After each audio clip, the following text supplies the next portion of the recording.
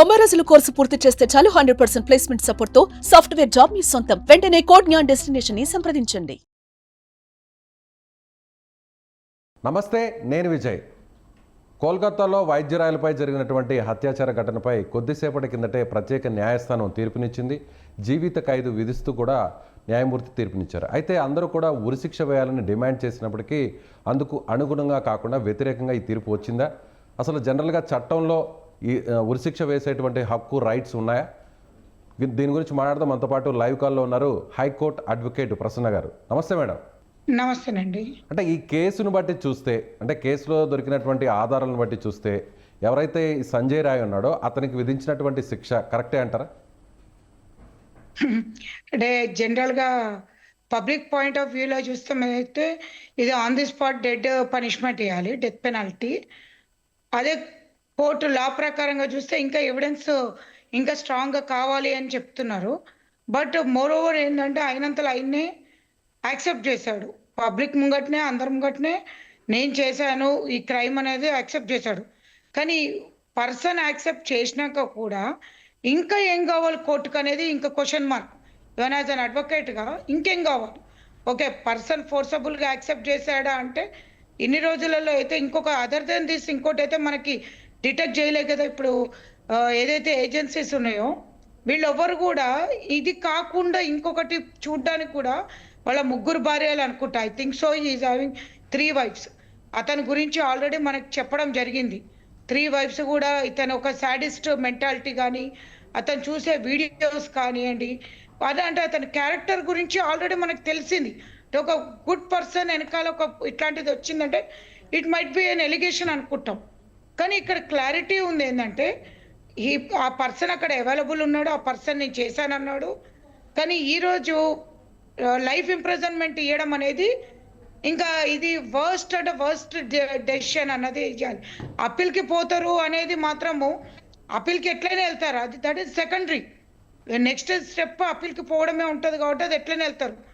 కానీ ఇప్పుడు ఏదైతే లోయర్ కోర్టు ఇచ్చిందో ఈ డెసిషన్ అయితే మాత్రము అంటే ఇప్పుడు నెక్స్ట్ ఇంకెవరైనా మాట వాళ్ళని కూర్చోబెట్టి తినిపిస్తున్నారు అనే ఒక సబ్జెక్ట్ తప్పించి ఇంకోట్లేదు. అంటే జనరల్గా ఇవాళ కూడా ఒక తీర్పు వచ్చింది. అంటే ఈరోజే 2 తీర్పులు వచ్చాయి. కోల్కతా ఇష్యూలో వచ్చింది, అలాగే తిరువనంతపురం ఎక్కడైతే కేరళకు సంబంధించినటువంటి ఒక లవ్వర్ని చంపినటువంటి కేసులో ప్రియురాలికి ఉరిశిక్ష వేయడం జరిగింది. అంటే 2 తీర్పులు ఇలా మారడం ఎలా ఉంటుంది, చట్టంలో ఎలా ఉంటుంది అంటారు?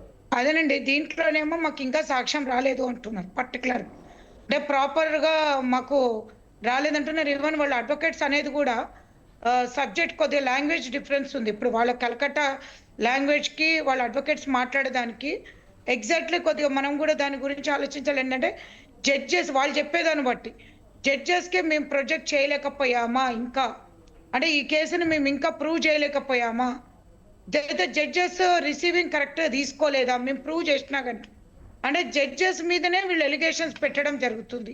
ఏంటంటే మేము మంచిగా ఇచ్చినా కానీ జడ్జెస్కి అర్థం కాలేదా, ఇంతకన్నా ఇప్పుడు ఏదైతే ఎవిడెన్స్ మేము ప్రొడ్యూస్ చేస్తామో అది జడ్జెస్కి ఎందుకు అర్థం కావట్లేదు, ఇంత స్ట్రాంగ్ ఎవిడెన్స్కి మించి ఇంకేం ఎవిడెన్స్ ఉంది అనేది. ఇప్పుడు ఇక్కడ మనకి ఏదైతే ఉందో కలకత్తా దాంట్లో స్టేట్ గవర్నమెంట్ మీద నెగ్లిజెన్స్ అనేది 17 lakhs ఇచ్చారు కదా, ప్లస్ 50,000 పెనాలిటీ. అసలు ఇట్స్ రెడిక్యులస్ జడ్జిమెంట్. ఎందుకంటే 17 lakhs అంటే రేపు పొద్దున 17 కాకపోతే 20 ఇస్తారు, 50 lakhs ఇస్తారు. అది కాదు ఇక్కడ కావాల్సింది. ఇక్కడ డబ్బు, అసలు money is not at all the matter ఈ కేసులో ఏంటంటే అతనికి ఆమెకు జరిగింది మామూలుగా కాదండి. అసలు నేను చెప్తున్న ఒక హ్యూమన్ బీయింగ్కి మనకు తెలిసి కొన్ని కేసులు మనం చూసాం, కాల్చి చంపేయడము అదంతా. ఇది భయంకరమైన ఒక మనిషి అంటే ఒక క్రూర మృగము ఒక మనిషి మీద అటాక్ చేస్తున్నంటే నేను ఒక్కటే అంటానండి, ఈ మాట నేను ఒక అడ్వకేట్గా నేను అనట్లేదు, ఒక మహిళగా అంటున్నాను. ఆ ప్లేస్లో ఉండి జడ్జిమెంట్ ఇచ్చేటప్పుడు మాట్లాడాలండి. అది అనుభవిస్తేనే జడ్జిమెంట్ ఇచ్చే హక్కు ఉందనిపిస్తుంది. అంటే నేను జడ్జిలను అనట్లేదు, జస్ట్ దీని మీద చెప్తున్నా ఏంటంటే ఆ క్రూరమైనది అనుభవిస్తే మనకి తెలుస్తుంది ఏంటంటే ఇంత వర్స్ట్ అంటే అది చెప్పడానికి కూడా భయంకరంగా ఉంది.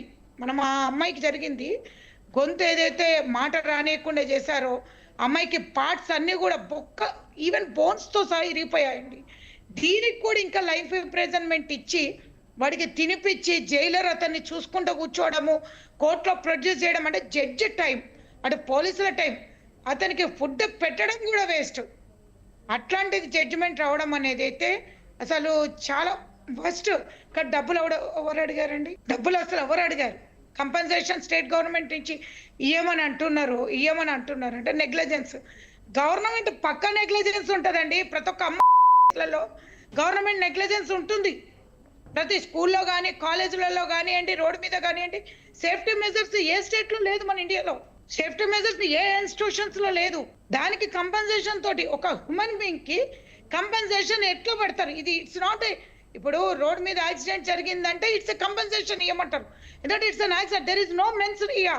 ఎట్లాంటి ఇంటెన్షన్ లేదు, యాక్సిడెంట్ కి ఒక ఇంటెన్షన్ లేదు, నేను ఒకరిని యాక్సిడెంట్ చేయబోతున్నాను.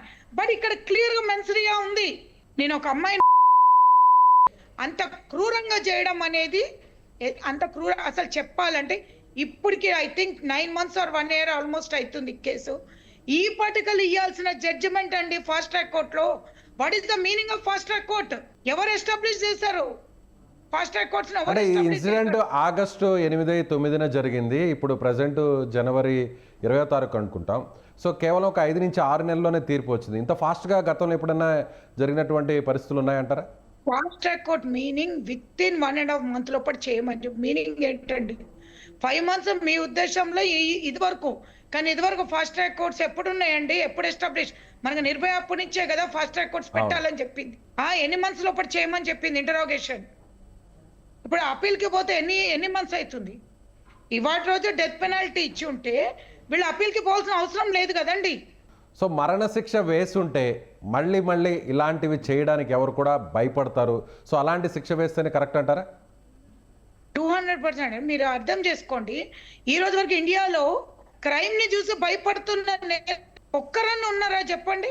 ఇప్పుడు చిన్న పిటి కేసులు ఎట్లయిపోయినాయో, లైక్ థెఫ్ట్ కేసెస్, లేకపోతే రాబరీ, లేకపోతే డకాయిటీ, వాటి కిందకే ఇది కూడా వెళ్ళిపోయింది.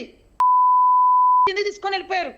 దెర్ ఇస్ నో ఎవిడెన్స్ అన్నట్టు, ప్రాపర్ ఎవిడెన్స్ లేదు అన్నట్టు. అంటే అసలు ఇక్కడ ఎంత వర్స్ట్ ఉందంటే, ధర్నాలు చేయడం అనేది ఎందుకు ధర్నాలు చేస్తున్నారండి? అట్లీస్ట్ ఎలివేట్ కావాలి. ఇట్లా క్రైమ్ తగ్గాలి అని దానికి అట్లీస్ట్ ఎలివేషన్లోకి రావాలి. దీని మీద అట్లీస్ట్ గవర్నమెంట్ రియాక్ట్ కావాలనే దాని మీద జనరల్ పబ్లిక్ రియాక్ట్ అవుతున్నారు. జనరల్ పబ్లిక్కే ఇంత రియాక్ట్ అయ్యేసి వాళ్ళ ఫ్యామిలీస్ అన్నీ వదిలేసి రోడ్డు మీదకి వచ్చి ఒక లేడీకి రావాలి అన్నప్పుడు ఎవరిని నమ్ముతున్నారు? న్యాయస్థానాన్ని నమ్ముతున్నారు. అందరూ పబ్లిక్ నమ్మేది ఏంది? ఒకటి ఏంటంటే దేవుడు. పబ్లిక్కి ఉండేది ఏంటంటే న్యాయస్థానమే దేవుడు. శిక్ష అనేటోడు దేవుడు వచ్చి ఇయ్యడు కదండి, మనకి జడ్జే మనకి దేవుడు. ఒక మహిళా అడ్వకేట్గా చెప్పండి, ఒక మహిళగా చెప్పండి, చాలా దారుణంగా హత్య చేసి చంపారు, అత్యాచారం చేసి. సో అతనికి ఎలాంటి శిక్ష వేస్తుంటే, ఒకవేళ మరణ శిక్ష వేయాలంటున్నారు, అది కూడా ఎలా వేస్తే బాగుంటుంది అంటారు?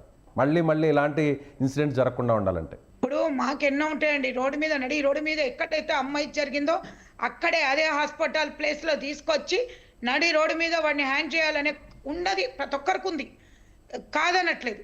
కానీ as per democratic country constitution ప్రకారంగా అది చెల్లదు కాబట్టి యాజ్ పర్ లా ప్రకారంగానే మీరు చేయండి. లా ప్రకారంగానే వాడికి హ్యాండ్ చేయండి. ఆ దుర్మార్గుడిని తిండి పెట్టి మేపాలంటే ప్రతి ఒక్క ఏమండి దీంట్లో వాడికి పనిష్మెంట్ ఏమొచ్చింది చెప్పండి? మీరు క్లియర్గా చూడండి. There is no punishment at all. Judgement రాలేదు వాడికి. వాడి ఫేవర్ లో ఏమొచ్చింది చెప్పండి? వాడి ఫేవర్ లో మంచిగా బతికి ఉన్నంత వరకు జైల్లోనే ఉండాలి అనేటువంటి సెక్షన్ వేశారు. తిండి పెట్టి సెక్యూర్డ్ ప్లేస్ లో పెట్టి, అరే బేటా నీకు ఒక రూమ్ ఇస్తున్నాం, తిని మంచిగా ఉండురా అన్నట్టు గవర్నమెంట్ రేప్ చేసిన అతనికి ఫుడ్ పెట్టి బతికిస్తుందా?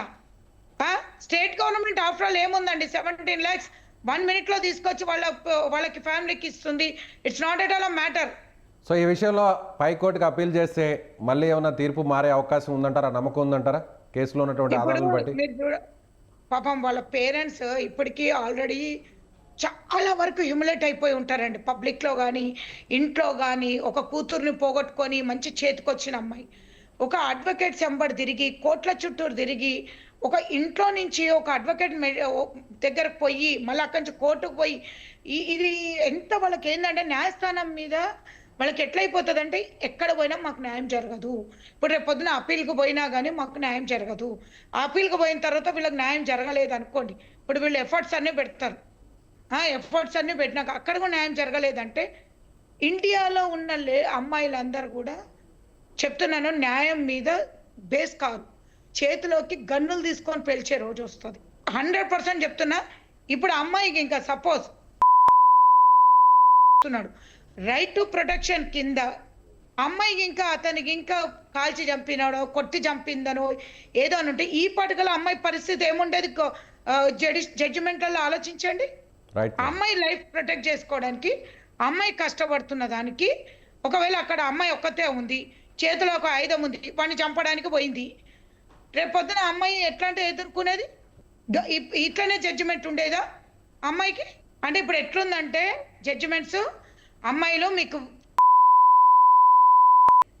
వాళ్ళని మాత్రం, అబ్బాయిలను మాత్రం మేము మంచి జైలర్స్ని పెట్టి వాళ్ళకి మంచి ప్రొటెక్షన్ ఇచ్చి మేము ఒక 50,000 మేము ముఖాన కొడతాము. ఇది ఆ జడ్జిమెంట్ మేము ఇచ్చుకోలేకనా? 50,000 కాదు, ఉన్నోళ్ళందరూ కూడా డబ్బులు చందాలు వసూలు చేసుకుంటే ఉల్టా రివర్స్ ఇచ్చి అమ్మాయికి న్యాయం చేయమని చెప్పేటోళ్ళు కొన్ని లక్షల కోట్ల మంది ఉన్నారు. ఇప్పుడు నేను జడ్జిమెంట్ ని వ్యతిరేకించాలి అంటే ఒక అడ్వకేట్ గా వ్యతిరేకించద్దు, కానీ నేను మళ్ళీ చెప్తున్నా ఏంటంటే it's not at all correct judgement. Right madam, thank you madam, thank you. Contempt of court కిందకి వచ్చినా కానీ అరే ఒక అన్యాయం ఎక్కడి వరకు ఫుల్ స్టాప్ చేద్దామండి? ఇది ఎప్పుడు ఫుల్ స్టాప్ అవుతుంది? మన ఇండియాలో ఒక ఫుల్ స్టాప్ అనేది ఎప్పుడు వస్తుంది? దీనికి ధర్నాలకు ఒక అర్థం ఏముంది? ఇంకోటి, ధర్నా అయిన కేసునే జడ్జిమెంట్ ఇట్లా ఇస్తుంది, అది కూడా మీరు గుర్తించండి. సంచలనం అయింది కాబట్టి ఇలాంటి తీర్పు వచ్చిందంటారా? ఇంత ఫాస్ట్ గా వచ్చిందంటారా జడ్జిమెంట్? మీడియా ద్వారానే ఇది హైప్ అయింది, మీడియా ద్వారానే ఈ జడ్జిమెంట్ వచ్చింది. ఇన్ కేసు మీడియా లేకపోయి ఉంటే ఇది కూడా 100లో 1 అయ్యేది. Thank you madam, thank you so much. ఇది హైకోర్టు ఎవరైతే అడ్వకేట్ ప్రసన్న ఉన్నారో, ప్రసన్న గారు చాలా తీవ్రంగా స్పందిస్తున్నారు. ఈ విషయంలో మాత్రం చాలా అసంతృప్తిగా ఉంది. కోర్టు ఇచ్చినటువంటి తీర్పు సక్రమంగా లేదు, పైకోర్టులకు వెళ్ళేటువంటి పరిస్థితి కూడా ఉంది. కానీ ఖచ్చితంగా అలాంటి వాడికి ఇంకా కూడా జీవిత ఖైదు వేసి జైల్లో పెట్టి, రూమ్లో పెట్టి వాడిని పోషించడం ఎంత మాత్రం సమంజసం కాదని ఆమె ఆవేదన వ్యక్తం చేస్తున్నారు. Thank you so much.